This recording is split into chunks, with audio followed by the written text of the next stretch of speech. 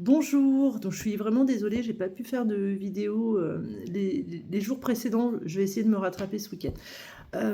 Parce que c'est vrai que j'avais dit que j'évoquerais le parcours flamme jumelle. En même temps, il y a tellement à dire sur ce sujet, sachant que, effectivement, comme je vous disais, j'aime pas le terme flamme jumelle et plutôt, je dirais couple sacré, parce que effectivement, il y a des personnes qui disent aussi que flamme jumelle, c'est New Age. Alors c'est pas vrai, puisqu'en fait, ce qu'il faut savoir, c'est que Jésus et Marie-Madeleine étaient flammes jumelles, comme certainement Marie avec Joseph et plein d'autres personnes, mais on n'avait pas forcément mis de nom sur ces relations, puisque effectivement, il y a des années de ça, les réseaux sociaux n'existaient pas, et donc on ne pouvait pas autant échanger comme on peut le faire aujourd'hui avec les nouvelles technologies.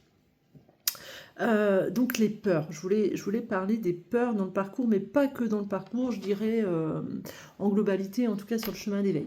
Les peurs, c'est souvent notre mental, parce que effectivement, on a un ego, on a le mental qui peut tourner en boucle hein, quand on est dans une situation, alors par exemple, peur de manquer d'argent, peur de pas réussir professionnellement, peur, enfin toutes les peurs qui peuvent remonter à un moment donné, qui peuvent aussi être dues au contrôle. Par exemple, sur le parcours de flamme jumelle, c'est vrai il y a un amour envers l'autre qui est tellement puissant qu'à un moment, on peut avoir cette peur de le perdre. Mais plus on va avoir peur de perdre quelqu'un, même quand on n'est pas dans ce parcours d'ailleurs, plus on va avoir peur de quelque chose, par exemple peur de perdre effectivement l'être aimé, on renvoie ça à l'univers. Donc là-haut, qu'est-ce qu'on nous renvoie? Ben, on nous renvoie le fait qu'on va le perdre, et effectivement on a tellement peur que ben, là-haut ils se disent ben voilà, donc ils vous renvoient cette peur fois 1000.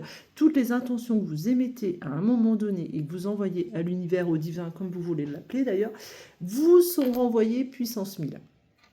Donc, c'est d'essayer de calmer son mental. Je sais, c'est facile à dire, pas facile à faire. Je suis passée par là, je sais ce qu'il en est. C'est de se dire que de toute façon, il faut avoir la foi en l'univers, en le divin, puisqu'il se passera ce qui se passera. Et c'est pas en émettant des peurs, en fait, qu'on va réussir justement à contrôler l'autre. On n'a un contrôle que sur soi, pas sur les autres. Et à partir de ce moment où on comprend ça, et ben on essaye aussi de vivre sa vie, et puis on se dit que là-haut, bah, à un moment, on nous renvoie aussi des récompenses, on va rencontrer des belles personnes, on va faire des choses, et c'est surtout faire des choses pour soi, et vibrer pour soi. Donc ça, c'est hyper important.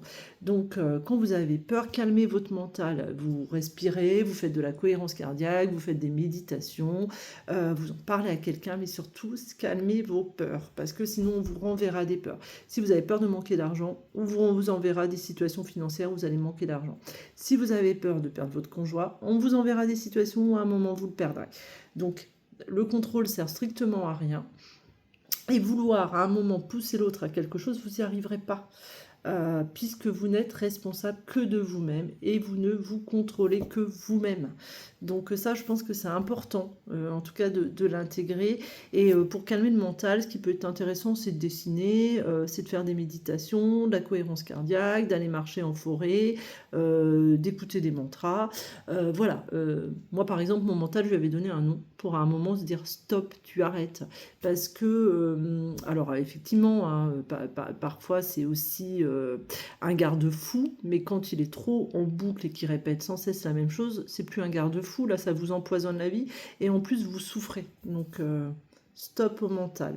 Et n'hésitez pas, si vous avez besoin d'échanger, je suis aussi disponible pour en échanger avec vous, puisque je suis aussi passée par là et je sais ce qu'il en est.